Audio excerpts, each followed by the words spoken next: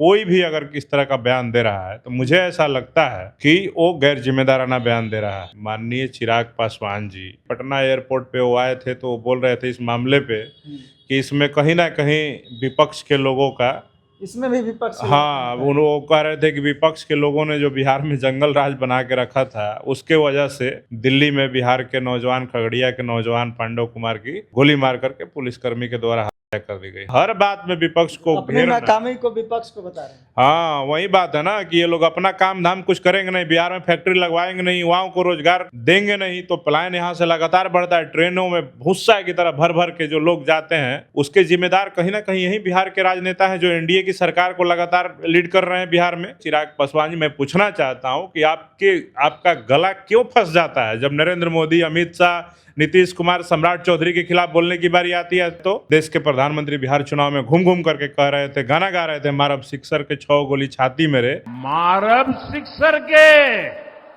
6 गोली छाती में, गाना गा करके अपराध रोकना चाह रहे थे कि अपराधियों के मनोबल को बढ़ाना चाह रहे थे। वहां भी तो बीजेपी का ही सरकार है। बिल्कुल, दिल्ली में बीजेपी का मुख्यमंत्री है, बिहार में बीजेपी का मुख्यमंत्री है, और फिर भी बीजेपी शासित राज्य में बिहार के युवाओं को, जिसको आप सुरक्षा देने की बात कर रहे थे, रोजगार देने की बात कर रहे हैं, उसकी बीजेपी शासित राज्य में हो जा रहा है। दिल्ली में रहने वाले बिहार के खगड़िया जिले के एक जमेटे बॉय को जो है दिल्ली कांस्टेबल के द्वारा गोली मार दी जाती है, लेकिन इस पर भारत के केंद्रीय मंत्री जीतन राम मांझी का बयान आता है कि मार दिया तो मार दिया, इसमें कौन सी बड़ी बात है, जांच होगी।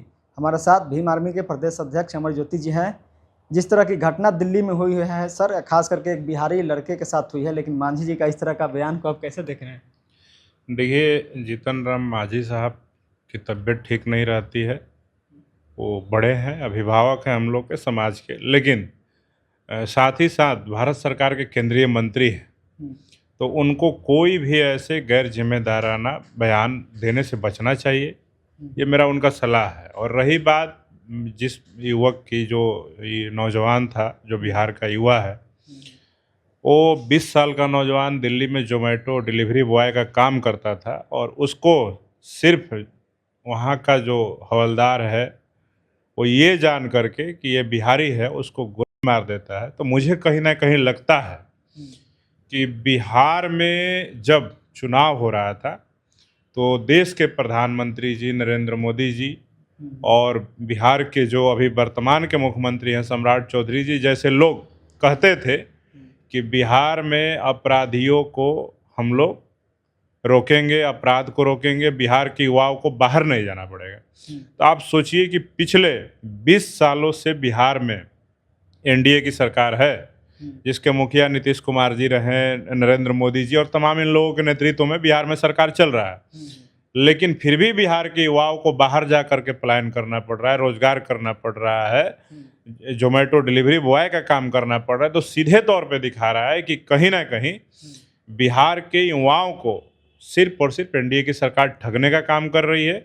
रही बात उसकी दिल्ली में जो हत्या हुई है, इस पे कोई भी अगर किस तरह का बयान दे रहा है तो मुझे ऐसा लगता है कि वो गैर जिम्मेदाराना बयान दे रहा है। ठीक है, सारे सत्ता पक्ष के लोग उस परिवार को मदद पहुंचाने के बजाय, उस पांडव कुमार जो युवा है उसके परिवार के लोग मिल करके सिंपैथी दिखाने के बजाय, सब लोग सिर्फ और सिर्फ बयानबाजी करके राजनीति करने का काम कर रहे हैं। मैंने अपने दिल्ली की टीम के लोगों से बात की है, वहाँ पे जो पांडव कुमार के जो परिवार के लोग रहते हैं, हमारी भीम आर्मी की टीम जल्द ही वहाँ पे दिल्ली में उनके परिजनों से मिलेगी, उनको मदद कराएगी, और जो भी लीगल प्रोसीजर है, कानूनी प्रक्रिया, उनको न्याय दिलाने में उस कांस्टेबल या हवलदार के ऊपर एफआईआर दर्ज करा करके उनकी कानूनी मदद हम लोग करवाने का काम करेंगे। भीम आर्मी साथ में बिल्कुल बिल्कुल बिल्कुल। बिहार के उस नौजवान पांडव कुमार जो खगड़िया से आता है, और खगड़िया ऐतिहासिक जिला है जहाँ पे सरदार रामविलास पासवान जी का जन्म हुआ, और उनके परिवार के लोगों ने खगड़िया के सीटों से लगातार प्रतिनिधित्व करने का काम किया।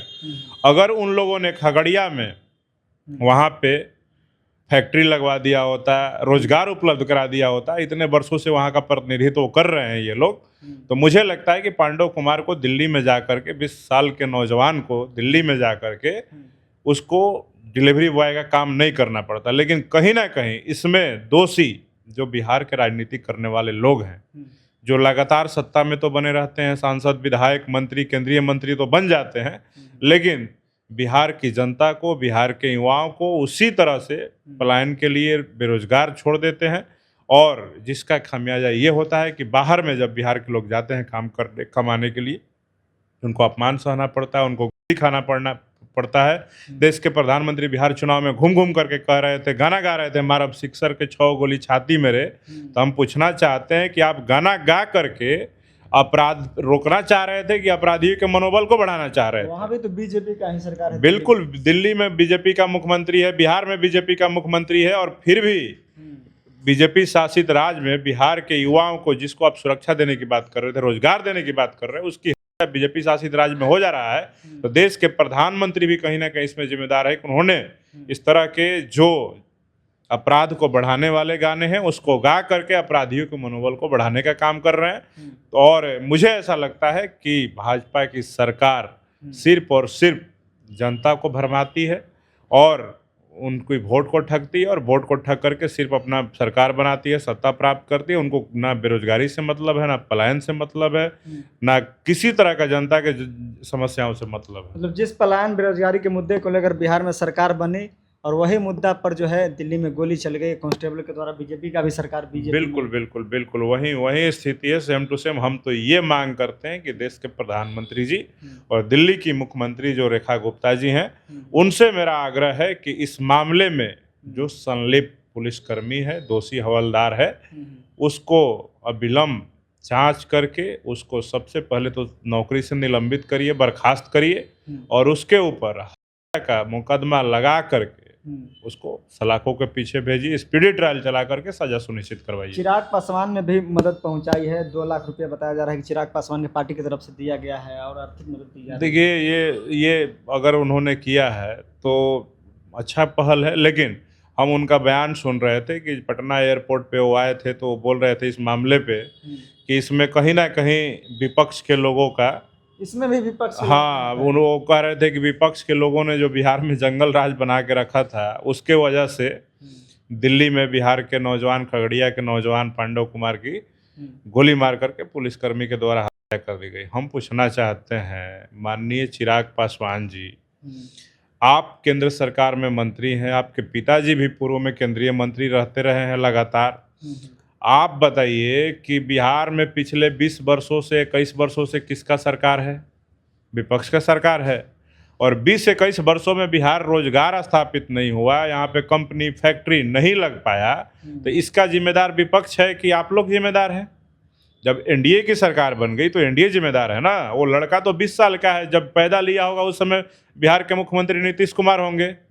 तो हम पूछना चाहते हैं कि विपक्ष इसमें कहाँ से जिम्मेदार हो गया? हर बात में विपक्ष को अपनी नाकामी को विपक्ष को बता रहे हैं। हाँ, वही बात है ना कि ये लोग अपना काम धाम कुछ करेंगे नहीं, बिहार में फैक्ट्री लगवाएंगे नहीं, युवाओं को रोजगार देंगे नहीं, तो पलायन यहाँ से लगातार बढ़ता है। ट्रेनों में भूसा की तरह भर भर के जो लोग जाते हैं, उसके जिम्मेदार कहीं ना कहीं यही बिहार के राजनेता हैं, जो एनडीए की सरकार को लगातार लीड कर रहे हैं बिहार में, और केंद्र में लीड कर रहे हैं, और बिहार के वोट को भाजपा के केंद्र की सरकार को दिलवा करके, ट्रांसफर करा करके बिहार के लोगों को पलायन और बेरोजगारी के लिए मजबूर कर रहे हैं। तो सीधे तौर पे चिराग पासवान जी, मैं पूछना चाहता हूं कि आपका गला क्यों फंस जाता है जब नरेंद्र मोदी, अमित शाह, नीतीश कुमार, सम्राट चौधरी के खिलाफ बोलने की बारी आती है तो आप लालू यादव के खिलाफ बोलिएगा, तेजस्वी यादव के खिलाफ बोलिएगा, बड़ा लच्छेदार भाषा का इस्तेमाल करके।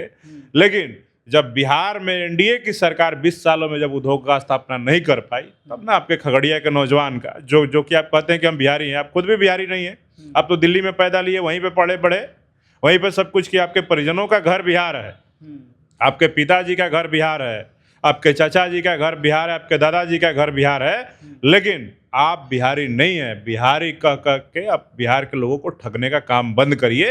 अगर हिम्मत है तो मैं पूछना चाहता हूं कि आप पिछले 10 वर्षों से, 11 वर्षों से आप लोकसभा के सांसद हैं, अभी 1.5-2 सालों से आप केंद्रीय मंत्री हैं। मैं पूछना चाहता हूं कि आपने कितना उद्योग का स्थापना करवाया बिहार में? कितनी बार लोकसभा में आपने आवाज उठाया नरेंद्र मोदी जी से कि बिहार में उद्योग का स्थापना होना चाहिए? ट्रेनों में भूसा की तरह भर भर के बिहार के नौजवान, युवा और बड़े पुरुष, महिलाएं बाहर जा करके काम करने को मजबूर होते हैं।